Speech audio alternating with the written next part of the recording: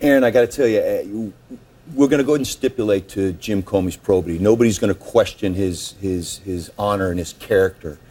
I read this, and I literally wanted to rinse myself off afterwards. I felt completely disgusted, beginning with that first awkward handshake that we saw on camera when Director Comey and the president met, and started as a handshake, turned into kind of a half hug.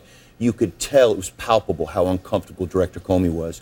I went through this line by line, and as you spoke to, the only problems I had with Director Comey's actions, I've spoken on CNN Air many times about people on both sides of the issue can come down and say, hey, we disagreed with how he handled it, or we supported it. My only issue was, why didn't he go to his superiors? And I think this document, this statement for record, explains why.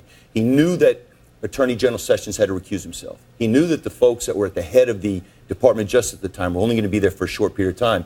And he was concerned about influencing the Russian collusion investigation. He didn't want his agents, he didn't want the prosecutors to be... He said he didn't want them to be afraid to go ahead with it. Absolutely. So he said nothing, right? And he does explain that in here. Yes. And you buy that.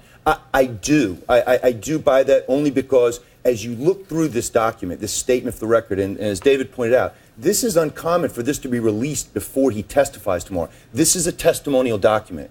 In 25 years in the FBI, I was explicitly forbidden from putting my opinion into a testimonial document. This is rife with opinion. Oh, it is. He says, my instinct, I felt compelled. Yeah.